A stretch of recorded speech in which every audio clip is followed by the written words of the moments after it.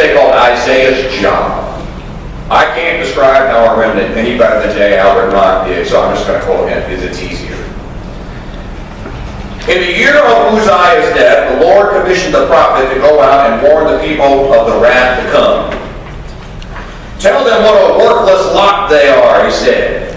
Tell them what is wrong and why, and what is going to happen unless they have a change of heart and straighten up. Don't mince matters. Make it clear that they are positively down to their last chance. Give it to them good and strong, and keep on giving it to them. I suppose perhaps I ought to tell you, he added, that it won't do any good. The official class and their intelligentsia will turn their noses up at you, and the masses will not even listen. They will all keep on their own ways until they carry everything down to destruction, and you will probably be lucky if you get out with your life. So Isaiah has this task. Does this sound like something you'd want to do? Who would want to do this? But Lord, you just told me I'm wasting my time, and they're not even trying to kill me. Yeah, but Isaiah, you got to go do it. You got to go do it. So Isaiah went and did it. Then we come down to the final part, which is the Lord presently wondered, or Elijah rather, the prophet, wonders at a time after he has been charged with the same task. Elijah thinks, you know what, I'm not doing this anymore. There's no conservatives out there. Oh, no. They don't listen to me anyway. I'm not doing it. So, Elijah had fled from persecution into the desert, writes Knock, where the Lord presently overhauled him and asked him what he was doing so far away from his job. Elijah, I sent you there to go preach. What are you doing? Elijah said he was running away not because he was a coward, but because all the remnant had been killed. Except him.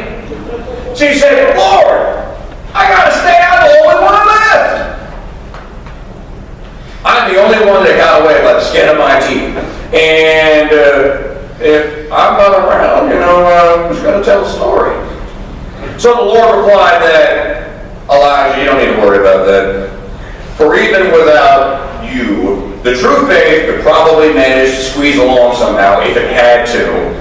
And as to your figures on the remnant, said God, I don't mind telling you, Elijah, that there are 7,000 of them back there in Israel, whom it seems you may not have heard of, but you may take my word that they actually exist.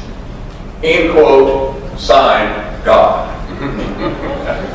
So what was God telling Elijah? God was telling Elijah that it doesn't matter who you think you're getting to. It doesn't matter how many of them the who are. What matters is that you do it, and then you have the faith that you're not the only one that knows this stuff. This is one of the most fatal of all conservative conceits, and something we can all work on, which is we all assume that all of our neighbors are imbeciles. Well, the people on the street, if they knew that, how do you know they don't know that? Maybe they just ignore it. Maybe they just choose to ignore it. So our task is to consider the options that we have, reclaim our power as people, and then as forming our own states, and muster together the political will to do the things that are necessary, because what is the price of doing nothing? Continued tyranny. Nobody's going to, they're not going to stop themselves. There's a mighty train that is going to chug down those tracks and will never alter its course, ever, until it runs out of printed money. And then even then, I don't think they'll alter their course. They'll just want to dictate it, they'll make it even worse. We have to do what needs to be done in our counties. Well, start with our 4 farms. Then we go to the city if we have to. Then we go to the county. Oh, Lord, we want to deal with the county. Heaven forbid you should have to go to the state. Never. And at all costs, ever, unless you are invaded by a resurgent Nazi army and you have to field an army, you go to the federal government to do anything. That is how a modern-day conservative ought to live and ought to think and ought to act. And that's what I think most of you are. Am I right? Yeah. Thank you.